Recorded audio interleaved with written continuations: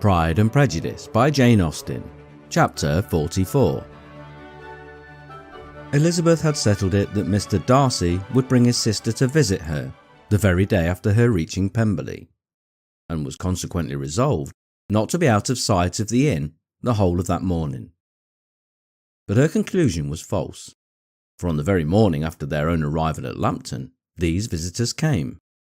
They had been walking about the place with some of their new friends, and were just returned to the inn to dress themselves for dining with the same family, when the sound of a carriage drew them to the window, and they saw a gentleman and lady in a curricle driving up the street.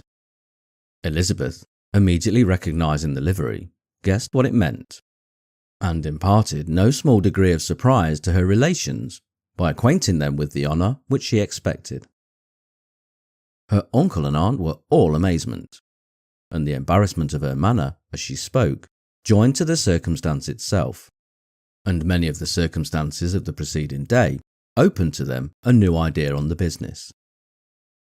Nothing had ever suggested it before, but they now felt that there was no other way of accounting for such attentions from such a quarter than by supposing a partiality for their niece. While these newly born notions were passing in their heads, the perturbation of Elizabeth's feelings was every moment increasing. She was quite amazed at her own discomposure, but amongst other causes of disquiet, she dreaded lest the partiality of the brother should have said too much in her favour, and more than commonly anxious to please, she naturally suspected that every power of pleasing would fail her. She retreated from the window, fearful of being seen, and as she walked up and down the room, endeavouring to compose herself, saw such looks of enquiring surprise in her uncle and aunt as made everything worse. Miss Darcy and her brother appeared, and this formidable introduction took place. With astonishment did Elizabeth see that her new acquaintance was at least as much embarrassed as herself. Since her being at Lambton, she had heard that Miss Darcy was exceedingly proud, but the observation of a very few minutes convinced her that she was only exceedingly shy. She found it difficult to obtain even a word from her beyond a monosyllable. Miss Darcy was tall, and on a larger scale than Elizabeth, and though little more than 16, her figure was formed, and her appearance womanly and graceful. She was less handsome than her brother, but there was sense and good humour in her face, and her manners were perfectly unassuming and gentle. Elizabeth, who had expected to find in her as acute and unembarrassed an observer as ever Mr. Darcy had been, was much relieved by discerning such different feelings.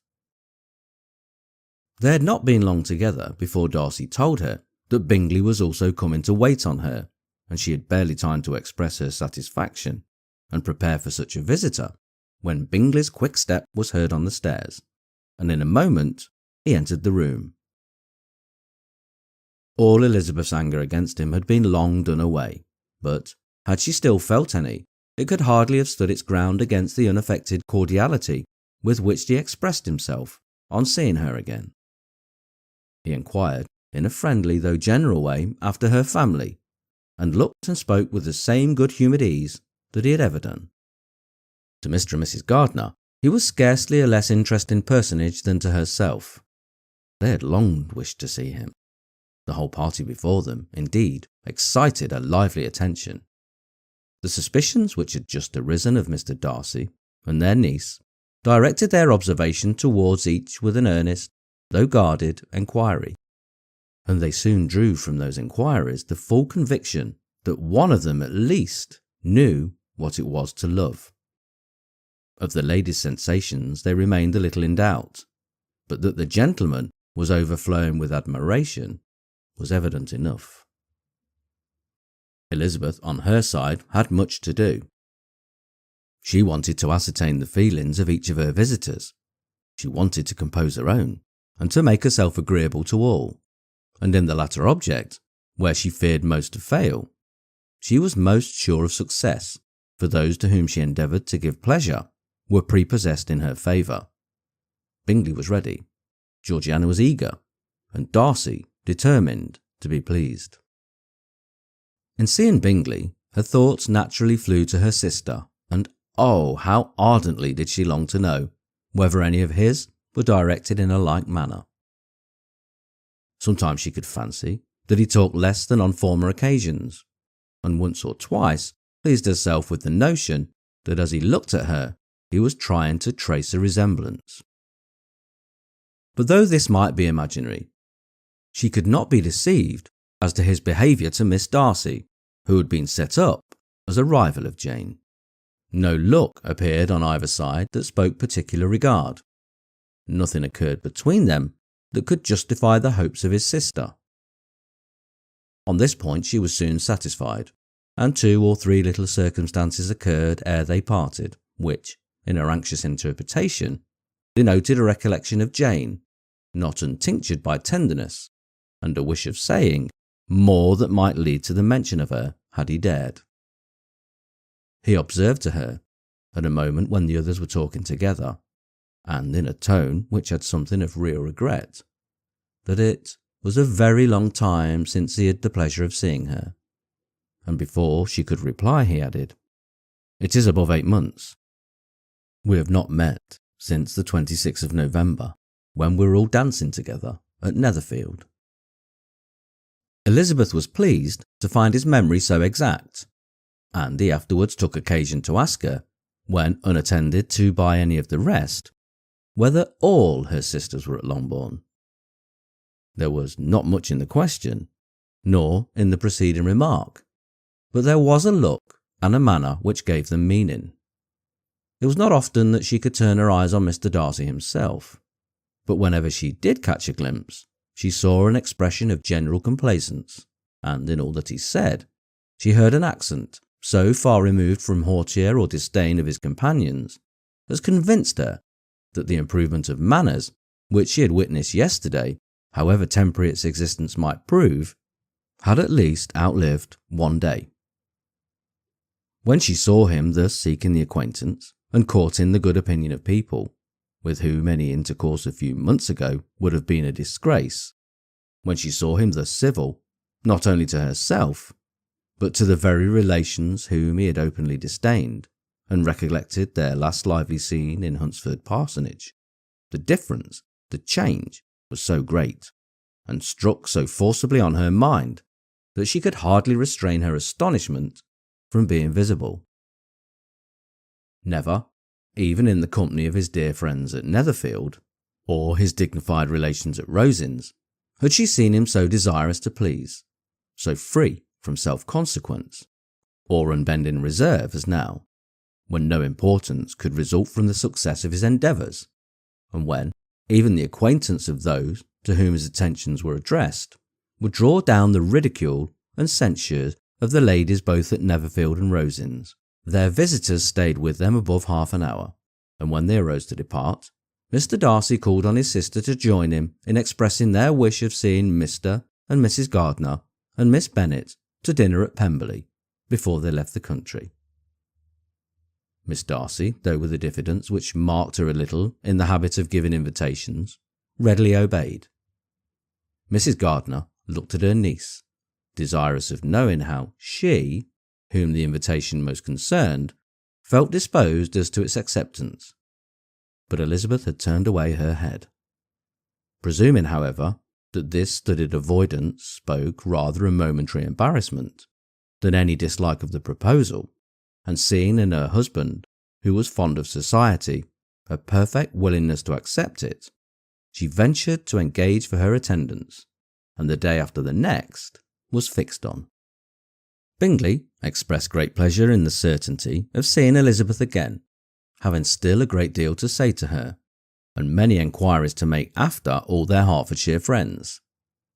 Elizabeth, construing all this into a wish of hearing her speak of her sister, was pleased, and on this account, as well as some others, found herself, when the visitors left them, capable of considering the last half hour with some satisfaction, though while it was passing, the enjoyment of it had been little.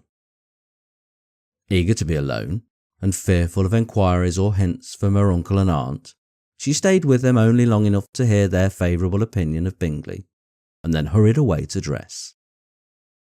But she had no reason to fear Mr. and Mrs. Gardiner's curiosity. It was not their wish to force her communication. It was evident that she was much better acquainted with Mr. Darcy than they had before any idea of. It was evident that he was very much in love with her.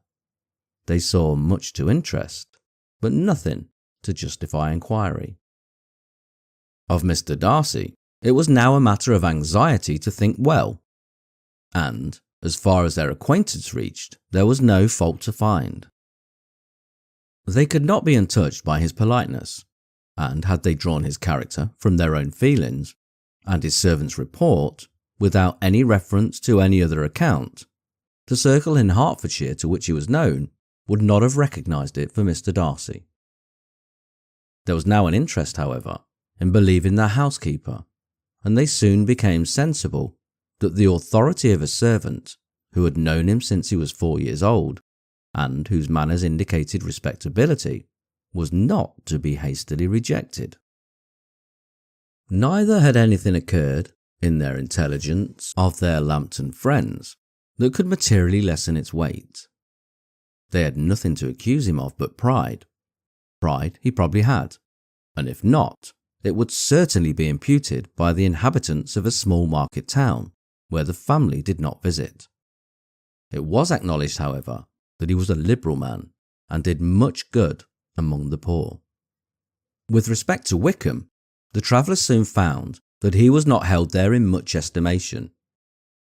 For though the chief of his concerns, with the son of his patron, were imperfectly understood, it was yet a well-known fact that on his quitting Derbyshire he had left many debts behind him, which Mr. Darcy afterwards discharged.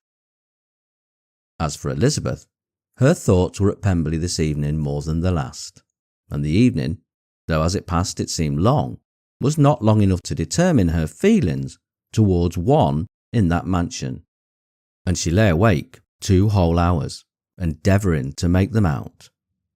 She certainly did not hate him.